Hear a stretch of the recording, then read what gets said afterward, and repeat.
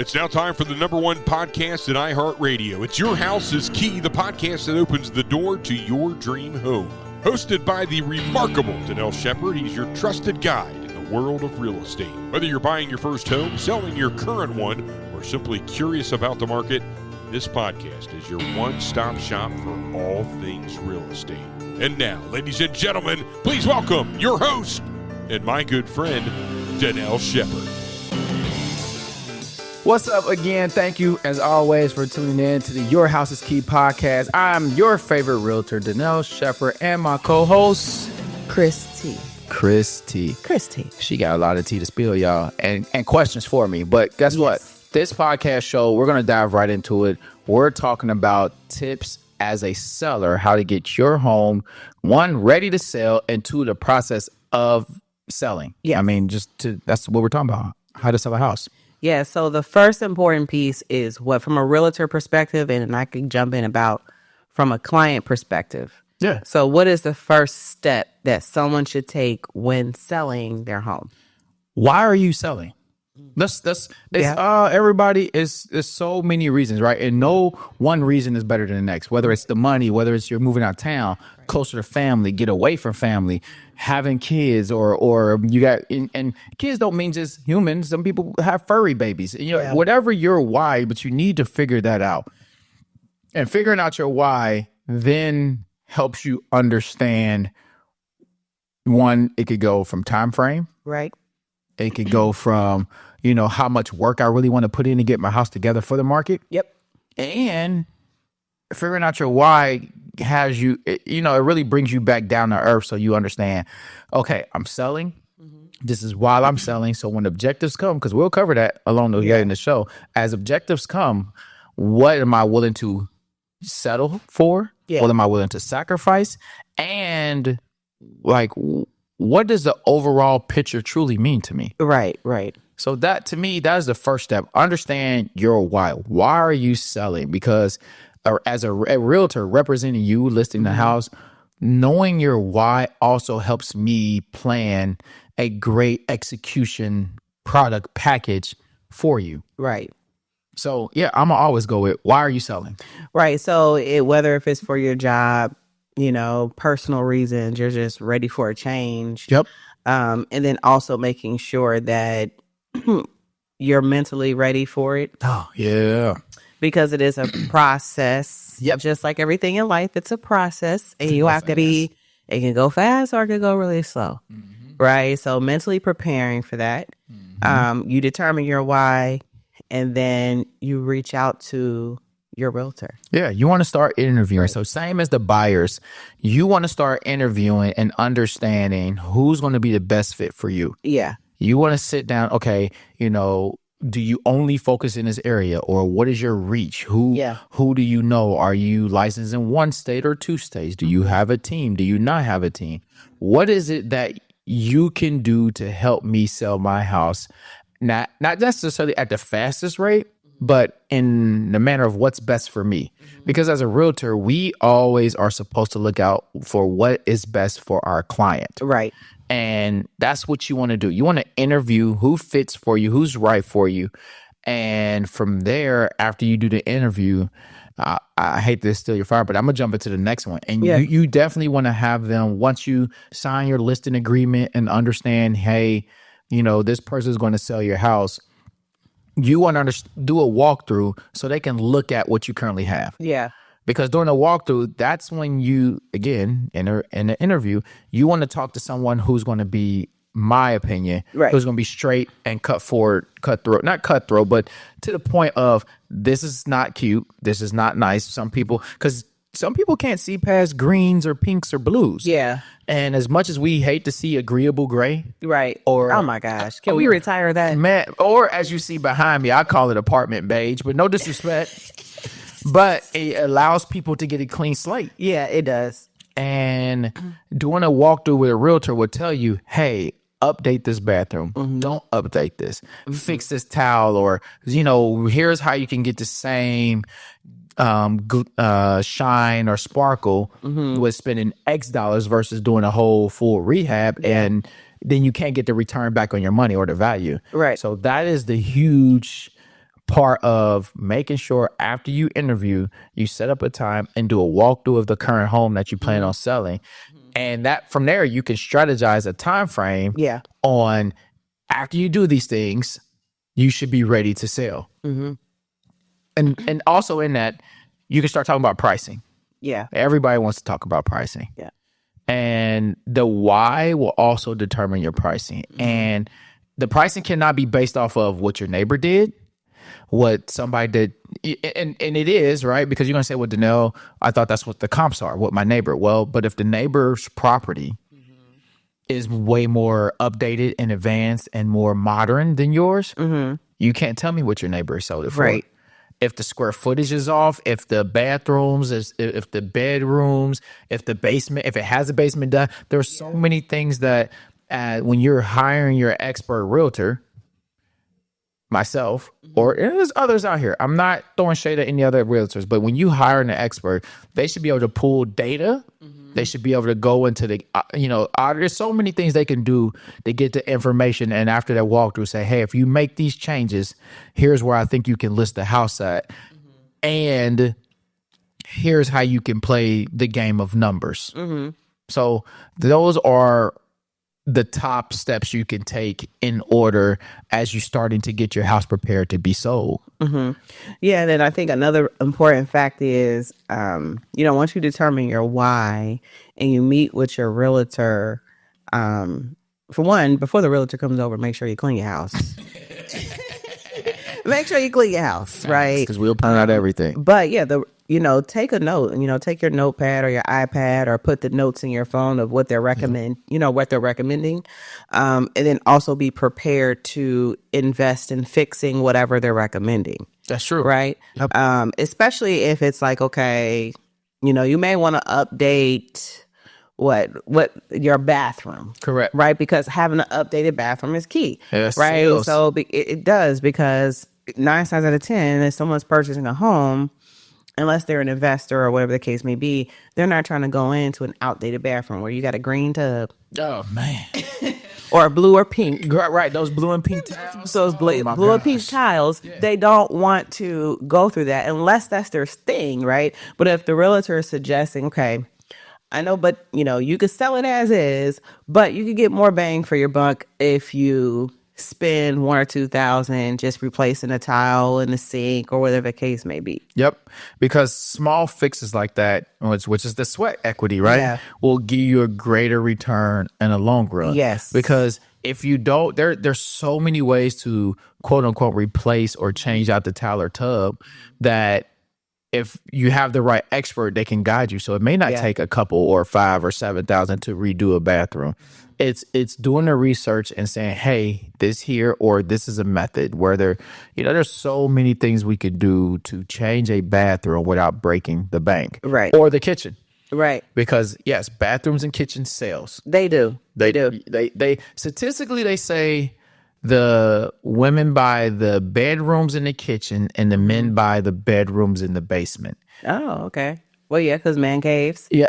Listen, I like the whole house. Yeah. I cook. I cook, clean, and I want to go sit down in man cave and watch a movie. So I'm looking at all three. Yeah. But it does depend. And I don't want it to be a gender specific thing, but those are some major factors when it comes to selling a house. Yeah. And that's good data to consider. Yeah. Right. Because people are researching, okay, what are people really looking at? And I think, if you have those things and you're taking the time to update those things, again, like you mentioned, you're going to have a greater return on your investment. Yep. We're not talking about a couple bucks or a couple $100. You're talking about $1,000.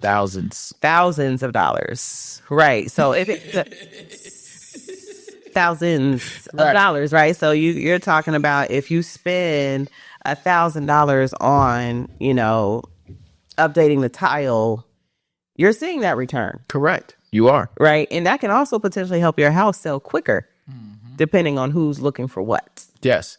And so even in the updates, prime example, the house I'm living in now, we were going to buy the same exact house, but my wife couldn't get past the green wall. Yeah. There was a green wall in the kitchen. A green, when I tell you guys, it was a green wall in the kitchen. Like a hunter green or a sea green? It was like a sage. Sagey-ish? Yeah, it was kind of smooth and kind of, but no, it was a green and then there was a blue wall. The green she had, but actually it was the blue wall. Uh-huh. She didn't like the blue wall in the kitchen, and it was like a powder blue, like a Tar Heel / royal blue. Yeah. And she couldn't get past it. The house we're living in now is identical to that house. Yeah. And now we have 3 blue walls. 2 blue walls and a blue ceiling. But it's navy. But it's where. So that is something when you go through your walkthrough with the realtor, I would advise people, again, like I said, I hate apartment beige or agreeable gray. But shiny, bright, 90-degree angles. Those are the things that current buyers are looking for. What's modern? Or can I have my own clean slate? Yeah. I can't see past your pink wall. I guess you have a girl's room or you had a daughter or do you just like pink? Whatever it is, I can't get past this blue room. You want to provide people with a clean slate because that then too will allow them to see themselves in that house. Right. And that goes, if you're downtown or some places they have an uptown where it's like what we consider a downtown. Yeah. If it's where some people want an easy commute and don't want a bedroom, if you, and I'm gonna jump into it, if you decide once you're on the market to stage your house, you want to make it according to what's feasible. Right. So just so we can back up, we talked about your why, finding your realtor, doing your walkthrough, and now we're basically talking about preparing for the sale. So how important is staging your home and not staging your home? Honestly, for me, I'm indifferent on it. Okay. And this is what I was going to roll into, but for the simple fact that people like to see, again, I'm in the same exact house. The yard is slightly different, but literally the same layout and walkthrough of a house that because there was a green and a blue wall, she couldn't see past it. So you always want to provide it in an area in a way that other people can see themselves. If you're uptown, downtown, a metro type of area, they may not want the extra bedroom. They might want it at office. So if you're going to stage it, make sure you stage it as an office. If you're, if somebody want an extra bedroom and you're in a suburb and you got an office, make sure it's staged according to what, not for you, but for the next buyer to see the home. So again, what they say, 6 in one hand and half a dozen another, whatever, however you want to do it.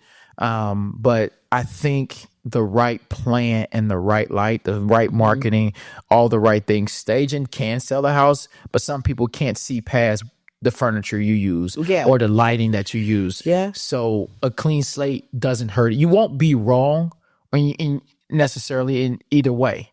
I think that it's just coming to an agreement with you and your realtor about what I should do. And then once you do it, because again, I work for you. Yeah. I work with you. I work for you. And together we are a team.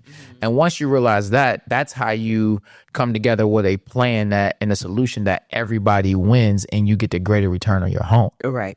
So let's talk about, now we're talking, like I said, staging your home. Yep. Most people have pets. What should you do?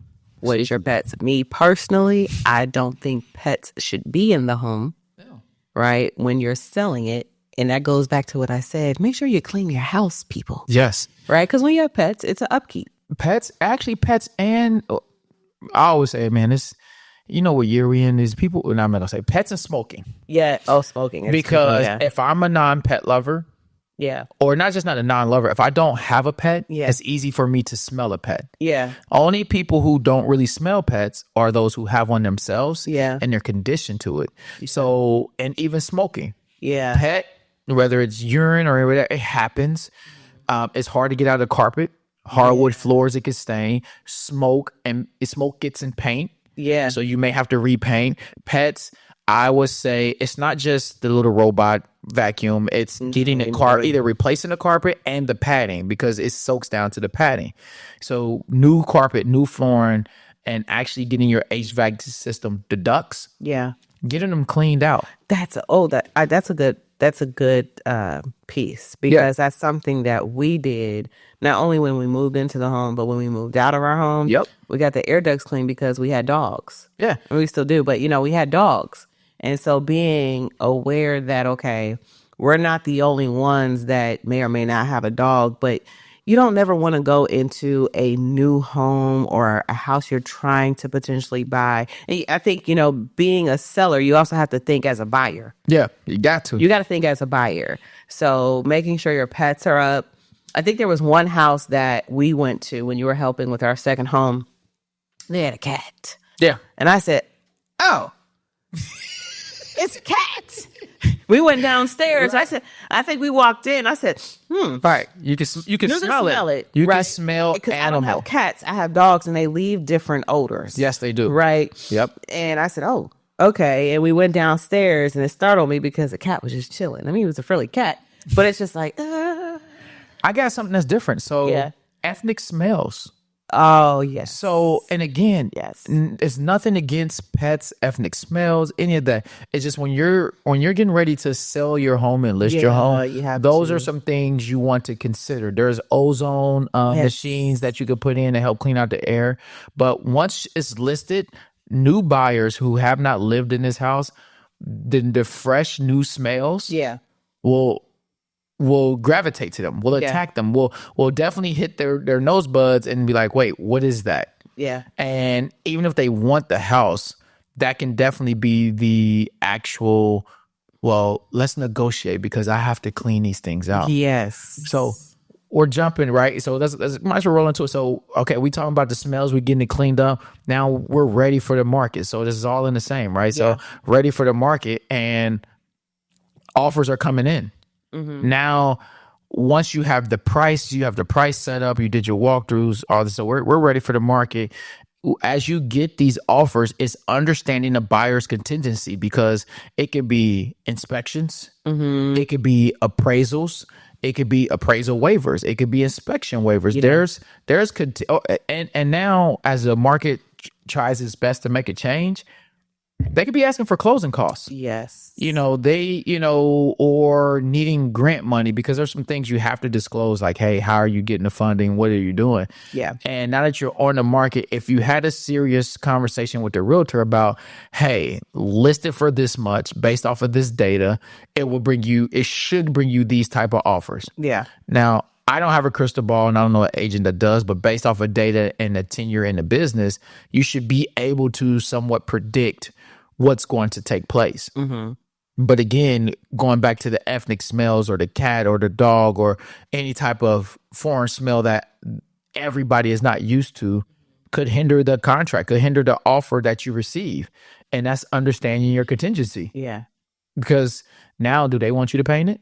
Do they want you to fix these things, along with getting your HVAC fixed, along with your inspection repair? So now that we're on the market, you got the multiple offers or the single offers. You're understanding the contingencies and what they're truly asking for, even the time frame. Sometimes the earnest money is something people debate on can you raise the earnest money? Can you not put, that could or could not make your offer stronger. Mm-hmm. Now we're at the inspection part. Understanding the request that's been asked. Some sellers do pre-inspections. Mm-hmm. How I feel about pre-inspections, all I can say is beauty are in the eyes of the beholder. Some people thought I was ugly. I don't know why. Your loss. Some people thought I was cute. But at the end of the day, inspections come just like that, because you can get an inspector that comes in for you as a pre-sale, and yes, you know what's going on. You're going to fix some of those major things, but another inspector could come in and find something completely different that the last one didn't, and now you're in shock. Yeah. Do I think you need to have your home in great shape, good standing, running, mechanics, and just a place that you will want to move into? Yeah. Absolutely. I think also going back to what we originally said, when you're preparing to sell your home, is to also make sure that your finances are in order, because you may have those things come up in inspection where you may have to fix a crack in the foundation, or you may have a rodent issue in the attic, or, us, we had to install a radon system, not when we sold our home, but I know that The new home. The new home. So just making sure your finances are in order. So for those small repairs, or it could be a huge repair. Could be. Because if you got to replace, it could be simple as the water heater having the wrong chute, the wrong exhaust on it. You can have a gas water heater, the wrong exhaust of the flame. So now it actually needs to go through the foundation and put a fan on it so the air can be drawn out the house, so there's no CO2 or carbon monoxide, or however, I think I said it right, going back into the house. Yeah. But again, like you said, if your finances aren't together, guess what? You got to sell it as is. Yeah. And if you're selling it as is, that's lower. That's less money.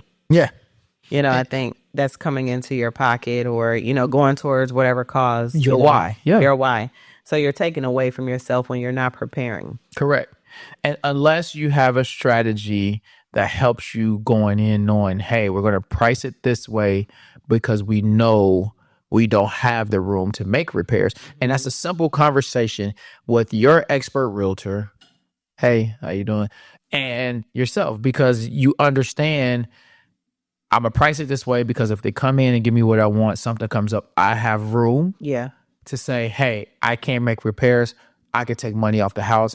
I can give you closing costs, home mortgage. There's so many negotiation elements that could come along with that. Mm-hmm. So what would you say, like, once someone, let's say they're getting offers, how does someone determine what's the best offer to take? Because you're going to be in a situation, it just depends on what the market is, right? Or depending what the house looks like. Every situation is so different. I think it's hard to bottle everything up. Mm-hmm. But if you're in a position, which is a good position to be in, when you have multiple offers come through, I guess help them understand, how do you determine what offer to select? So that one, it goes back to your why, and it goes back to understanding the contingencies. So we go back to the contingencies. What are they asking? Are they asking for closing costs? Do they need a home warranty? Do they need, are they closing in 30 or 40 days? And here's the one thing that people don't like to talk about. Is it cash or is it finance? Is it FHA or is it conventional? So understanding the loan type, right? Because cash in our society, do we say cash is king? We do. However, just because the offer is cash doesn't make it the best offer. Oh, why though? Because cash is normally less. It could be. Some people may give you exactly what you're asking for. But when you think about it, when you pay something for cash, your demands as you go through the process become different. They're much stronger. They're much different because I'm giving you cash. I close in 14 days. You have all this stuff. I can. And it's like, well, man, I could have took the finance for, and waited an extra 14 days and got more money. Even though it's not about the money, it could be the same price, but less hassle, less frustration. It's about truly understanding and having that conversation about what's all involved in this offer. Mm-hmm. And that's a conversation with you, your realtor, and then your realtor understanding and actually just reaching out to that agent with a simple conversation. Hey, these are the things I see, how familiar you are with this lender. There's so many things and questions that your realtor can ask and do on your behalf that helps you out in that process too. So does cash mean good? Yes. Oh, it's quick. It's cash. It's this. But sometimes cash, you're settling. Yeah. Not really, that makes sense. That you're just taking what they're going to give you, and then their demand for the fixes or whatever the case may be. So are they able to do that? So if they say, okay, they have a cash offer for $300K, but they want you to do XYZ, replace the carpet and reshape the walls. Why? Great. Because I'm giving you cash. I'm giving you cash, quote unquote. So you want this quick close or not? Yeah, you want this quick close. Yeah, you want it or not. Or you could say, You can't ask, is it a family? Is it this? Is it that? But you can also listen to yourself. Right. And when you start to listen to like your expert and what's inside of you, again, why are you selling this house? Are you in a bind? Are you selling because you got to go to work? Are you selling because there may be instances where you just got to get up and go and do your thing, and so be it. But understanding why you have to do it determines everything. And so that, again, just, cash isn't always best. Mm-hmm. But once you accept it, you go to your inspections. Now we're talking about closing or getting close to closing. And again, seller, you still must keep the house in working order. Yeah. Got to keep the grass cut.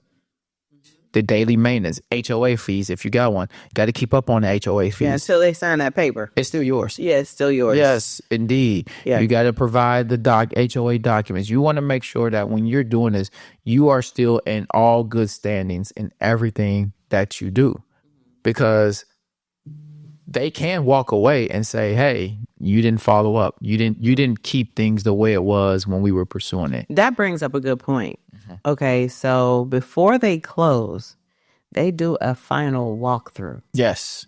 Final walkthroughs. Final walkthrough. And I know that from when we sold our first home. Mm-hmm. We sold our first home and we had a huge backyard. And our fence was lined with trees, which also just made it secluded, which was a selling point because we had a big park and, a tennis court, and you just couldn't see it. It kind of blocked it off. Yeah. Which it was very serene because it was bamboo trees. I was about to say bamboo. And people love bamboo. But it was a week before we were scheduled to close. I guess the electric company, I don't know, I can't really recall, but we had the workers back there chopping the trees down. Yep. And I lost it. I'm like, hold on, wait. First of all, why are you in my backyard? But it was just due to the power line. Yeah. That they had to clear that area. But it was just so, oh my gosh, what are you doing? And we were nervous. Remember, we were like, oh my gosh, please communicate to the buyer that these trees is gone. Yeah. And so they cut it down. And that's just knowledge of a seller. And there's nothing wrong with you because there's a lot of sellers that know who understanding what easements and right of ways that the city or the township have of coming in or you and how you feel invading your property. Yeah. Because they have some rights to that land, especially if you have power lines and those main sewers coming in that you need to address. Yeah. And with that was definitely something that, that final walkthrough, you'll be able to understand and, get it squared away because you need to know, hey, it's best to catch it now than later. Yeah. Final walkthroughs are also good for the fact of the inspection, making sure the repairs are done, making sure that things work, making sure things are fixed, making sure that you're happy at the end. So when that closing come, you're just passing the keys and the good memories and making new friends, and that's what it's about, making your objective complete and making both dreams come true on both sides of the table. Yeah. Yeah, so I think those are some good points. I think one point I did want to bring up is, could the season affect the sale of your home? I could do that real quick. Yes. The answer is yes. The season can affect. Seasons, politics, the weather, because the colder it get, wintertime, you snow, you got more serious people. Sometimes it's less inventory because it's cold. People don't want to move out, walk out when it's cold. Yeah. The warmer it gets, the closer you get to springtime, you got graduations, you got downsizing, you got kids going off to college, coming home. Parents want to downsize. It's 2025 seasons. People talking about this is called peak 65. Peak 65, you got so many people every day turning 65. And guess what? Those are the baby boomers. And guess what they're doing? They're starting to downsize. They're starting to move out. They're starting to go places. So inventory, weather, all those things make a huge difference when you're selling your house. So again, that goes back to the interview, understanding what market you're getting ready to be in. Yeah. And it's okay if you're in a slower market. Do you have to wait? Because you understand your why. Mm-hmm. Do you need it fast or slow? Mm-hmm. Or can you wait? And what market what conditions am I currently entering in? Yeah. Well, I think those are some valid points that we brought up and that you pointed out is, making sure that, one, you discover your why, your finances are in order. You understand, the season you're in. And I think another season is not understanding the market is just, is it a buyer's market or a seller's market? Yeah. So you got to understand that preparing your home, make sure you clean it. Okay, clean it. If you can't do anything else, clean it. Yes. I'll guide you along the way after that. Yeah, so you clean it and then, make sure you have a tight relationship with your realtor. I think those are some good key points for them to take on with them, especially when they're determining their why. And I think, again, we missed it, but selecting a great realtor that's going to work for you. Oh yeah, definitely. That's high on that list. Because your house is key. Your house is key. With Dannel Shepard. Yes. So as always, thank you for tuning in to the Your House is Key podcast. My beautiful co-host, Christy.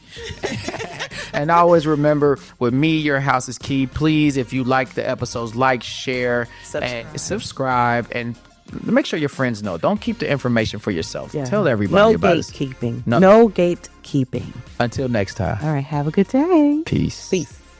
Thanks for listening to Your House is Key with Dannel Shepard. Each week, Dannel dives into essential tips, insider secrets, and expert advice to help you navigate the exciting journey of home ownership and home selling. From understanding market trends and finding the perfect neighborhood to even securing financing, staging your home, and closing the deal, there's only one guy that gets it done. Dannel Shepard, right here at yourhouseskey.com.